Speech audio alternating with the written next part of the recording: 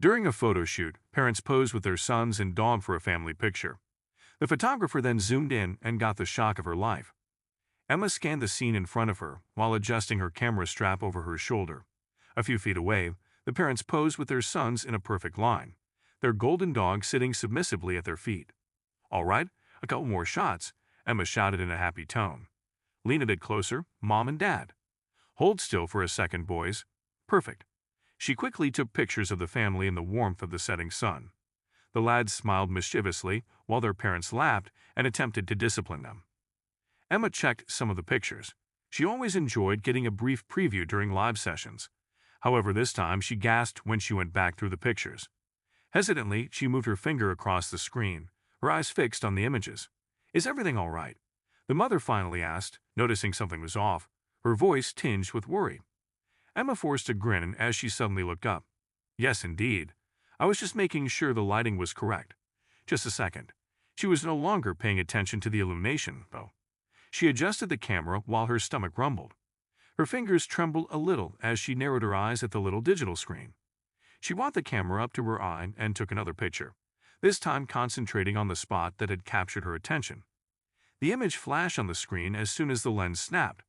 Her thoughts were racing. Might the lens have a smudge on it? A camera error? Her hands automatically reached for her cleaning cloth, but the detail was still there. She lifted the camera and took another picture. "No way," she said in a barely discernible whisper. She zoomed in closer, her palms becoming clammy.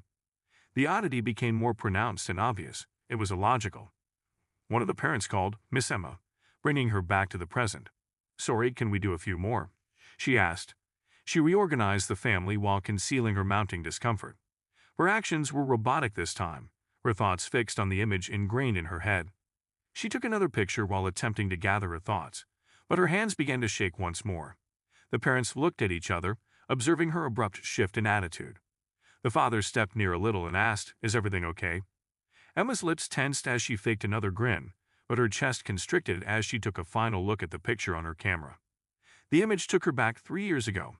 Emma had been pregnant. Like any mother, she had dreamed of the day she would embrace her firstborn. When the time finally arrived and she got to hold her baby, she had never felt such excitement.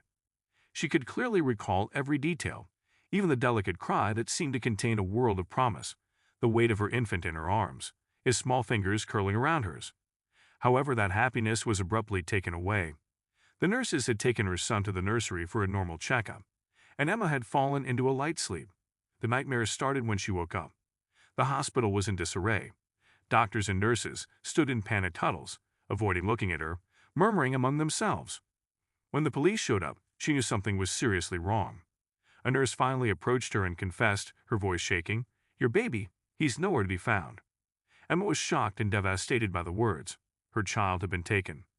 Despite a thorough search, a review of the security footage, and incessant interrogations, her newborn boy was nowhere to be found. Years had passed since then, but the pain never went away. Even though her own heart was broken, Emma threw herself into her work as a photographer, documenting the milestones and happiness of other families. However, she always felt a twinge of longing whenever she saw a child, imagining what her son would have been like at that age. She had no idea what had happened to her son. Little did she know that the thief had been a desperate woman who couldn't conceive. But when she took Emma's son, the baby couldn't stop crying. The woman was alarmed. Hours later, overcome by fear and shame, she left the baby at the entrance of an orphanage. When the baby was discovered, as there was no knowledge of his origins, he was given a new identity and a new life with the family. Emma never knew this. All she knew was that her baby got lost in the hospital. The police had suspected he was stolen, but the case was never resolved. One thing Emma couldn't forget about her baby was the birthmark she had seen on her son's little arm. That mark was engraved into her consciousness. She looked for this mark when she visited orphanages, in the hopes of a miraculous reunion. However, after 3 years, hope had begun to fade. Her prospects of finding him were growing slimmer and slimmer. However, a mother's instincts kept her from giving up completely. She carefully examined each family she took pictures of and each child she encountered, searching for a birthmark she didn't think she would ever see again, until today. Emma repositioned her camera and took quick photos of the family. The tension in her chest became excruciating, but she tried to remain professional. However, Emma's thoughts were racing. Could it be, or was she just trying desperately to make a link where none existed? She decided she couldn't leave the moment without answers. With her camera dangling around her neck, Emma walked up to the couple. Her voice faltering with a tight but kind smile, she said, "Excuse me, this might sound a bit weird, but how old is your youngest?" Mrs. Smith, the mother, cocked her head in interest. She smiled warmly and replied, "He's just 3." Emma felt her heart race faster. This couldn't be a coincidence. She continued cautiously, trying to hide her increasing despair. "Oh, how charming. He's really handsome." The mother smiled. "Thank you. He's perfect. The best choice we've ever made." "What do you mean by the best choice you've ever made?" Emma asked. "We adopted him when he was a year old. He was so adorable, we couldn't leave him," Mrs. Smith replied. Emma clenched her hands together to stabilize herself when her hands started to shake. "That's fantastic," she murmured, her voice trembling a little. "Which orphanage, if I may ask?" Mrs. Smith gave a courteous response, though somewhat taken aback. "Just a few hours outside of the city. Street Ann's Children's Home. They treated us extremely well." Emma was familiar with the orphanage, having visited it on several occasions while searching desperately for her son. But at the time, there had been no hints that would have led her to him. Emma continued hesitantly, "I hope I'm not overstepping, but your younger son. The birthmark on his hand, I think." Emma inhaled deeply and trembled. She was no longer able to contain herself. Her voice was shaking as she confessed, I lost my son 3 years ago, shortly after his birth. He was stolen from the hospital. All I can recall is the birthmark, which is identical to the one on your son's hand." The Smiths halted, their faces changing from bewilderment to surprise. "Are you saying?" Mr. Smith started, but as Emma's words took hold, his voice faltered. Emma nodded, her eyes full of tears. "I believe he could be my son."